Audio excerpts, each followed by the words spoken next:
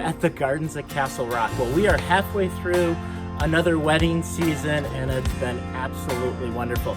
This is the second year that we've been using the dressing room, the garden suite, and it's time for another video in the series, Growing the Gardens, Building the Garden Suite.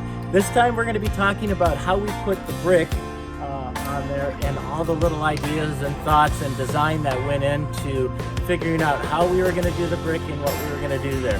Hopefully you caught the last video about putting on the stone for the stone foundation down on the bottom. That was pretty cool. We'll put a card up there and you'll be able to check that one out.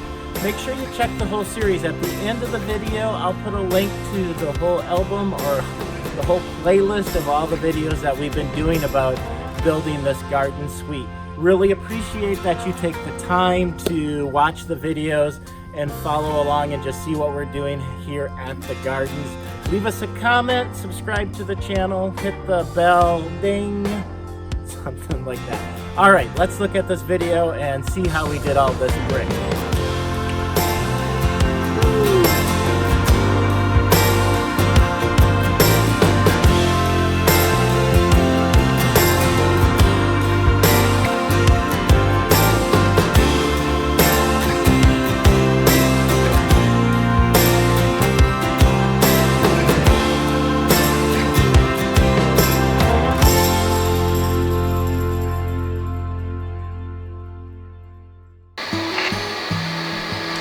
All right, here we are gonna walk you through kind of the brick.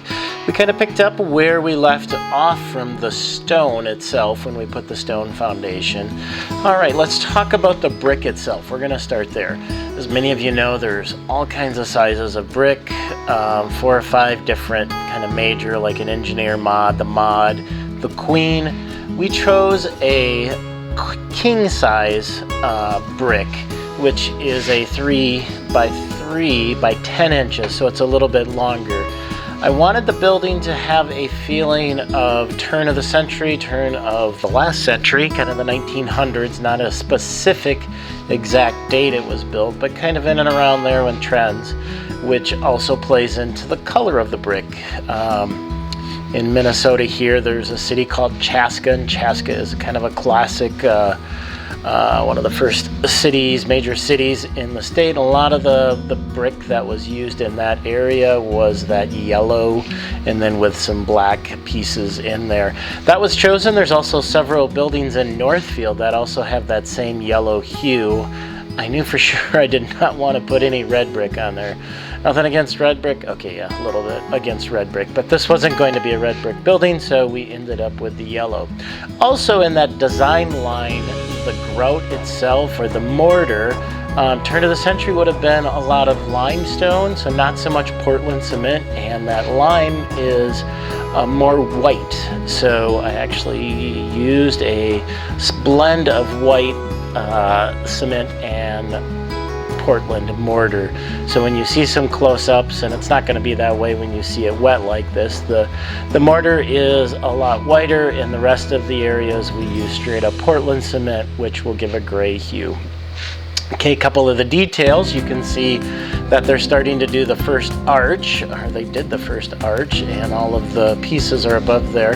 That would have been also a classic design style for the time, and we wanted to make the windows seem like they were retrofitted into the building. So the cedar kind of fits in there, the windows are there, and that the brick went around it. Corner detail, same with the stone. We carried that a little bit of a detail, 6-sided piece coming out, and that's going to give it a feel that there's a brick pillar holding up the timber frame. As you see, I had to do a little bit of stonework to keep up with Danny on that side, so I got to do a little bit, and I think then the other corner Eric will get at some point. But a little bit of measuring because we wanted to line everything up, so as you're going across, the magic of a tape measure, you can get those joints so it looks like it's all one. and we start up right there. Those were the kind of the two big things with the brick, just the color, the layout, the mortar, so then that would be 3, and then just kind of how we did the pattern across there. Had some fun weather conditions as we were going through this, a little bit of wet here and there, so too bad we didn't have the porch roof on. We could have worked under there, but saving the porch for later. So actually the next video in the series will be about the porch. Alright, you can kind of see that there is a third window space, and that's kind of a fun part of this whole project, was also making the building seem like it existed before the wedding venue, before the nursery and all of that, and we added on to it. So the idea of putting a couple of faux windows on the outside was part of that. So there was one on the side of the building, which made it look like half where we tied in, and then on the front there is the whole window right there, just we kind of did the framing out. Alright, stone getting put up in there on the corner, and then soon Eric will be back to doing the arches. And it kind of worked out. Once you do one part, you set it up so the other, you just stay on task. So Eric did all of the arches, and Danny laid out all of the courses to get those all squared up. And then again, the corner is always a little challenging. 6-sided, 2 inside, 4 outside. Plus we're going to be ending it on that side, the brick on that side right around, wrap around, and then pick up with some of the steel siding from there. Nice that there was a little bit of a breeze, but blows the plastic all over the place. Try to keep getting mortar on everywhere. A lot of brick ties going in here, just holding that all in place as it dries. And then we're also going 10 feet, so we're 10 feet all the way across, and then you'll see in kind of some of the finished pictures all the way at the end, and then when we do the roof itself on the porch, you'll see the metal siding, the old corrugated metal siding that we put in from there. As usual, you don't see all that much of me because I'm the one running back and forth doing all the little cuts. As you go over the arches, you get a few more cuts on the brick, and it comes in back to the other side and measuring it all out. Nice project.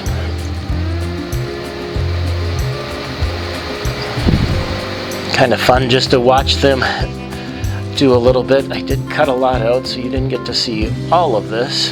On to the next day. I think we got this done in a little over 3 days in between weddings on the weekends. But here we are hitting that last little corner, the last arch, and this is where you really can see that we're leaving it wide open, and then building up the rest of the corner and where we ended that side there. The other thing, little design detail, is how we did the actual joint itself, the mortar. We just did a very rough finger wipe, so we didn't go back in and trowel things tight and clean and smooth. We wanted it to be rough, so it also just kind of had that wooden dowel feel across there.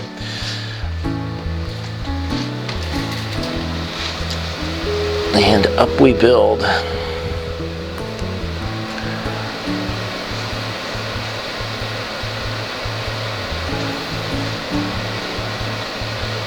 As we just switch to different parts. At this time, you can't see me, but I'm over on the side, so I get to do a little bit of brickwork on here. Eric and Danny have done brick and mortar before. I haven't, so it kind of worked out. To do the faux windows, we wanted it to be, or I wanted it to be, that it looked like somebody who hadn't done bricks before, and that's the way it did. In that case, which I think we're going to start over onto that next, we kind of finished it all up on this day. I chose, they're not red, they're in the brown hues, but 4 different brick that would go in there.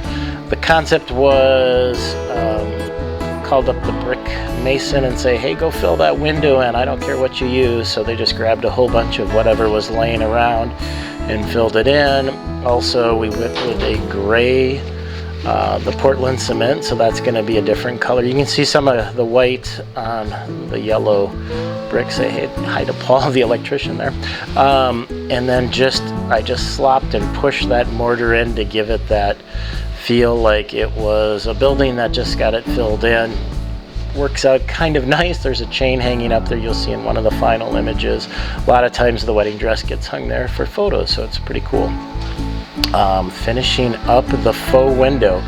So that is the bricking. Behind there, just in case you don't know, is 30-pound felt. I did double it up, not needed, but the felt, you need at least 30 pounds. So you can do 2 15s or 130, and we did a 30 and doubled it up. All right, filling up to the top. Now time for the ladder.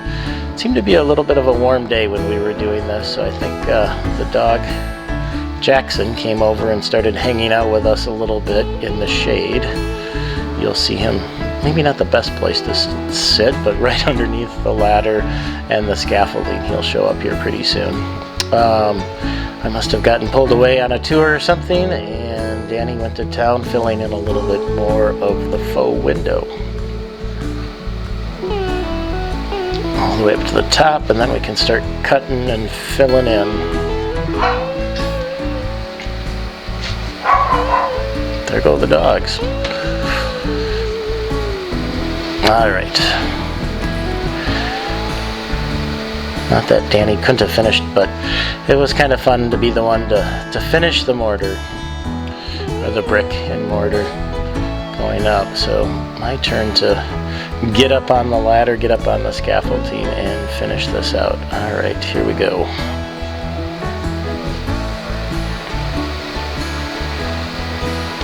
And again, just random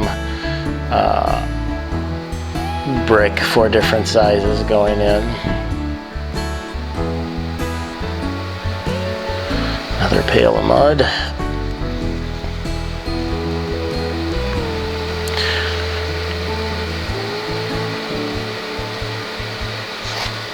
Cut into sizes. Hey, there's the dog. I knew he would come around at some point.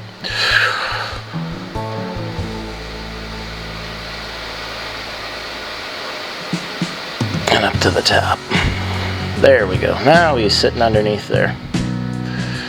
The porch dog, I guess it is a porch, and he is a dog. It works that way.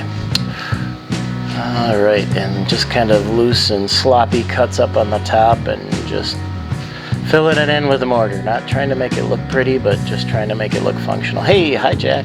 There was the dog. You can back up and say hi to Jackson. Well, that's it. Almost done. We're gonna put a couple photos in here of when we finished it up. This little bit of cleanup, get the scaffolding out of the way, take some photos, and then I shot a few videos the other day to put on the end to see what it looks like a year later. So enjoy those. Thanks for watching. Come back. We're going to do, the next video is going to be about putting the porch roof on, and that might wrap up this side of the building. Kind of cool. Anyways, Glenn from the Gardens of Castle Rock, thanks for watching. Subscribe to the channel, and we will see you next time. Thanks.